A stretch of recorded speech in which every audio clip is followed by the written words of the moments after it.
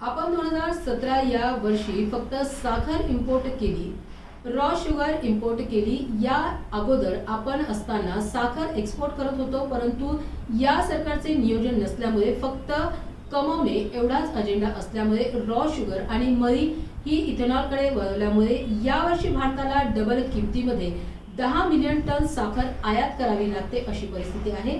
आज साखरेचा भाव 80 रुपये आहे। येत्या 10 ते 12 दिवसात तो 100 रुपयांवर जाईल। ही परिस्थिती नियंत्रणाखाली आणण्याची गरज असेल, त्याकरिता सत्तेत बसलेले जे पक्ष आहेत, जे पक्ष जाण्याच्या वाटेवर आहेत, अशा पक्षांची जिल्हाध्यक्ष, पंचायत समितीचे सदस्य, नगरपालिकेमधून निवडून आलेले सदस्य, आमदार, खासदार यांच्या घरासमोर धरणे धरल्याशिवाय या साखरेच्या किमती कमी होणार नाहीत। याकरिता जनतेनेच हे आंदोलन आपल्या हाती घेतले पाहिजे असे आवाहन पत्रकार परिषदेमार्फत वंचित बहुजन आघाडीचे अध्यक्ष प्रकाश आंबेडकर यांनी नागरिकांना केले आहे। काही दिवसापूर्वी आलेली जी बातमी आहे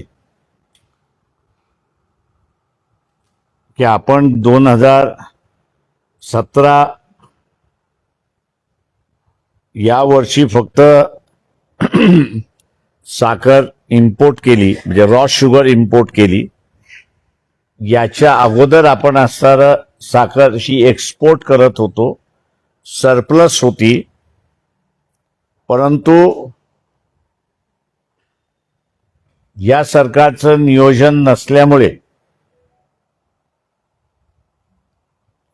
कुठल्याच पद्धतीचं नियोजन नाही, फक्त कमवणं जेवढाच अजेंडा असल्यामुळे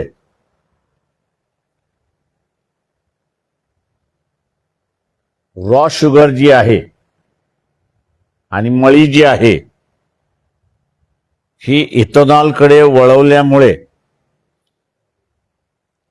यावर्षी भारताला डबल किमतीमध्ये 10 मिलियन टन साखर आयात करावी लागते अशी परिस्थिती आहे। आज साखरेचा भाव 80 रुपये आहे। येत्या 10-12 दिवसामध्ये तो 100 रुपयावरती जाईल।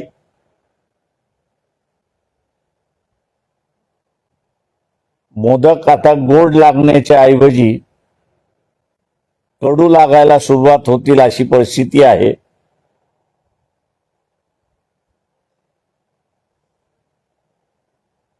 लागोपाठ सण आहेत, नवरात्र आहे, दिवाळी आहे। शासन हे आम्ही धर्माने हिंदू आहोत असं म्हणतात आणि धर्माचं आम्ही संरक्षण करतो असं गाजावाजा करतायत। परंतु धर्म पाळत असताना सण हा सुद्धा एक अविभाज्य भाग आहे।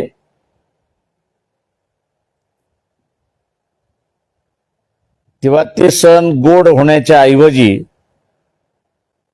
हे आता कडू व्हायला लागलेत अशी परिस्थिती आहे।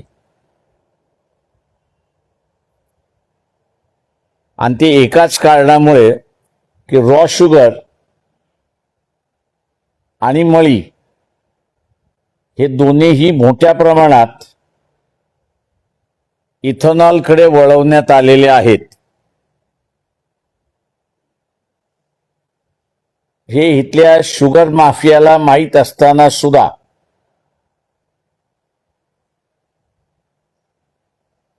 ही शुगर माफिया शांततेने बसले, कारण का त्यांच्या लक्षात आलं की एवढ्या मोठ्या प्रमाणात रॉ शुगर आणि इथेनॉल करण्यासाठी गेलं तर भारताला लागणारी साखर ह्याच्यामध्ये शॉर्टफॉल होणार आहे। महाराष्ट्र हा 30% साखर देशाची प्रोड्यूस करतो।